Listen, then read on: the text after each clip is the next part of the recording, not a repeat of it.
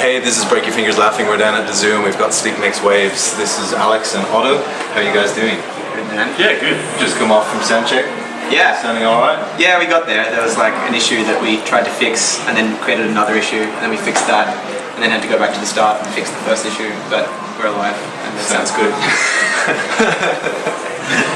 So you guys have just come back from a ridiculously large tour, Europe and a little bit of Asia. Is that the biggest one you've done so far? Or? Yep. It's definitely up there. I mean, we've come pretty close to it, but including like the China stuff and the Southeast Asian stuff, I think that kind of takes it over the edge into that sort of territory. So have you guys had any sense of a normal day in the last 2-3 months? Not really. Or even since you released the album, has anything been... Oh, I mean, we had a few months off touring towards the end of last year, Yeah. and we kind of went back to normal life then. And we had a couple of days home after we landed from Southeast Asia, but I guess it wasn't That's really not normal. Yeah, You know, you come off 7 weeks of a tour and get back home for 3 days. You know, like it's your return and there are all these like things that you want to do and sort of just it doesn't feel like you're actually truly settled in. You feel like a tourist in your own country, Yeah. and fly in and everything's like you regard it with that same mindset that you've just been doing for the last 8 weeks, which is like every day you're going somewhere new. So you sort of fly back in and you're like, oh, actually this is really nice. This is nice, and that feeling of being home is a little bit detached from that. So does that life on the road get tiring? Yeah, totally. Yeah. Yeah, it saps you, man. Like in every way. Like physically, we were exhausted.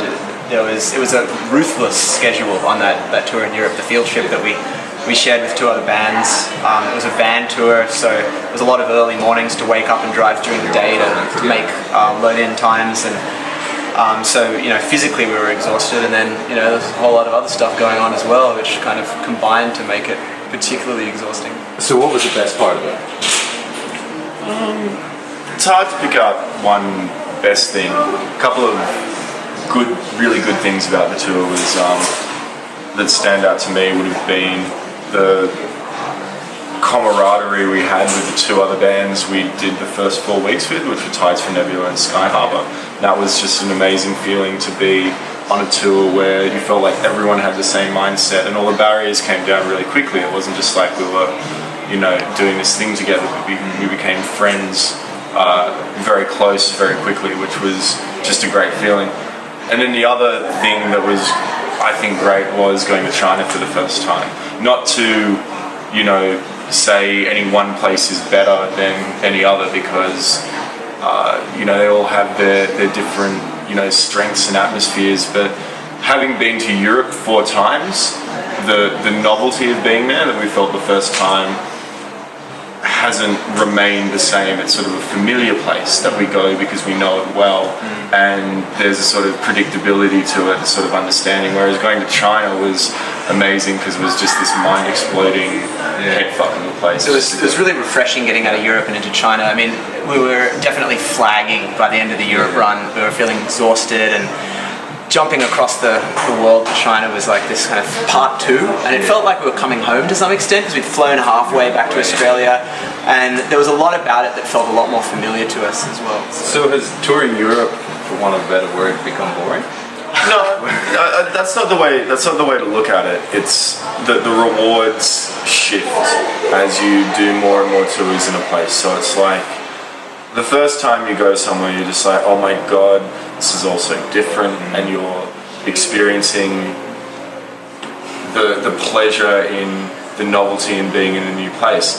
And there's certainly a new kind of pleasure that we get now from going out to Europe, where we feel like we're a little bit part of the landscape there, and people come back to shows and there's a familiarity and we know people and we get to see like old friends now from sort of several years back. So that's sort of what I was getting at in terms of, you know, feels comfortable. Yeah, it feels comfortable, and also there are sort of different strengths and weaknesses, and your attitude is just going to change as a natural course of going somewhere. There's still nice surprises though, like playing in certain cities you go back to and you start to see that all that hard work is starting to pay off. Like a particularly memorable one would have been playing this venue in Budapest where we played on this boat, and we kind of rocked up and it was stormy and atmospheric, and it was amazing. We walked onto this boat and it was huge. It was like this cavernous venue and all these amazing bands had played there, and like there was hundreds of people, And like the backstage were like little boat cabins with showers and stuff, and there was a bar. It's like all that kind of, those subtle changes you notice as the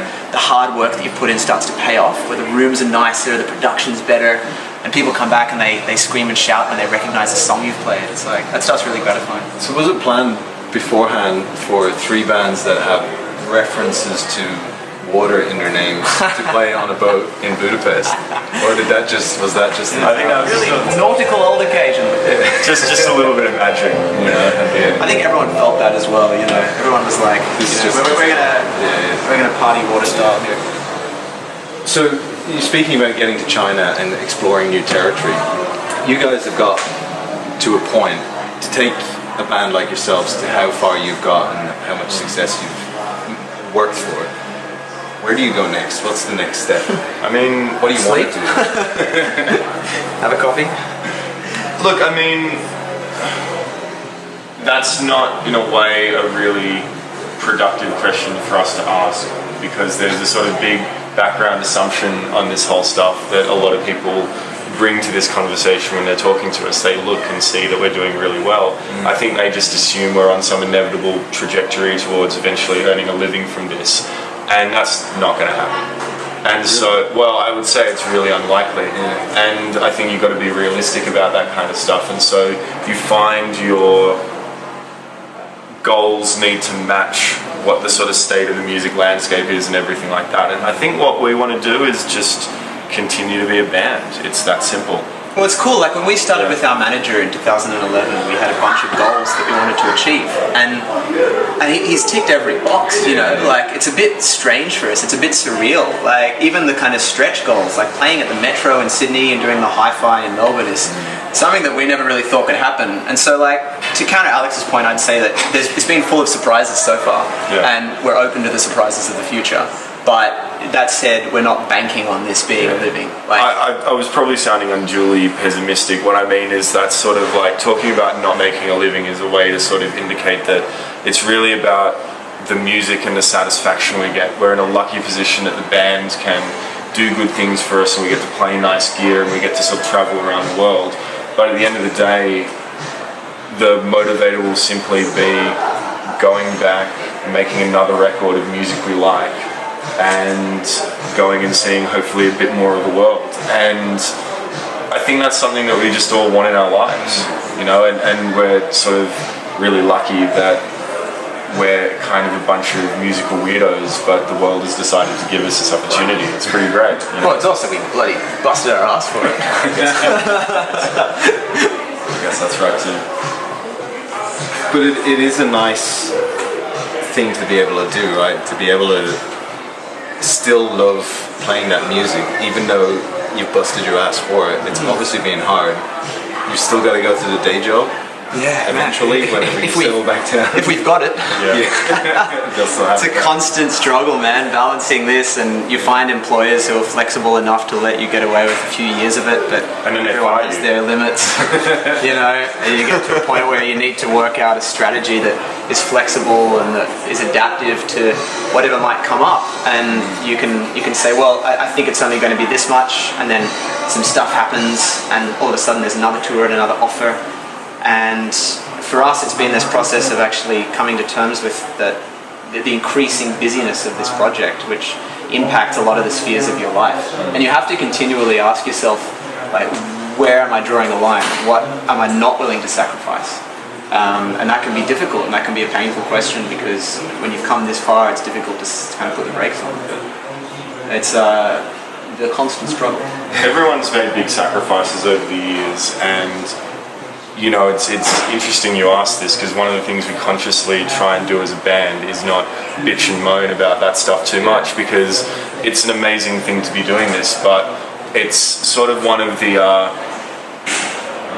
sort of things that is hard to convey to people that are really into your band and maybe have this expectation that you're really successful, that a lot of what you've done has come with making some hard decisions along the way, and that's all part of it. And I think like the only silver lining there as well is that, you know, I think that you learn a lot of stuff about the music industry and your band and yourself when you're sort of making these hard decisions and doing the stuff. There is reward. I learned there. that playing in an instrumental progressive band is not actually the super highway to super success. That's what I've learned the last few years. You might have to take the long road, the scenic route. I feel like this interview is me dragging along this big bag of rocks and Otto is following along with like a bright red balloon. He's on his little bike bag in the back.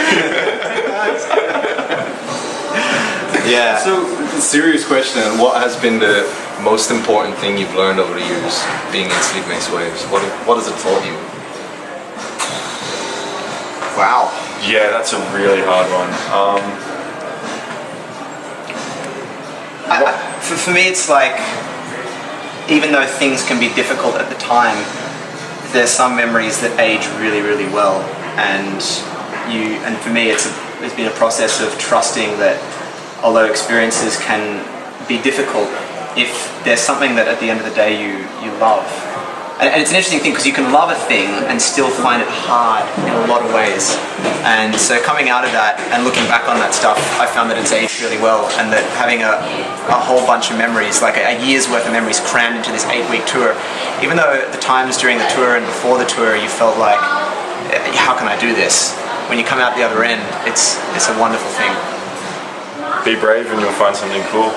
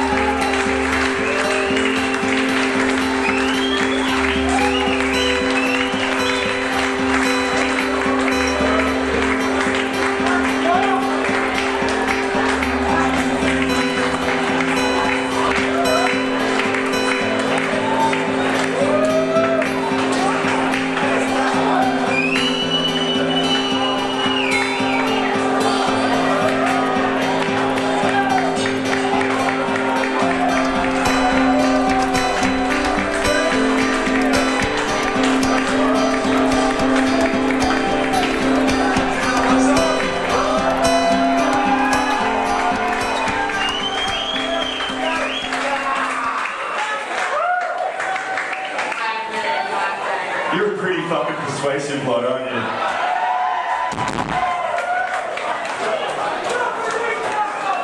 Normally we don't do this, but you make it a bit irresistible. Thank you so much, Brisbane. It's been pretty royal.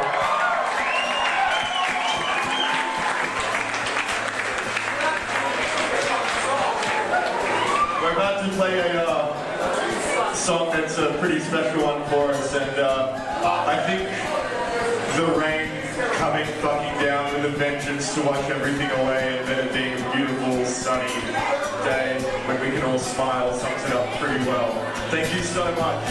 If you guys are feeling good, I really hope you are, because we're loving being here with you as well. Cheers.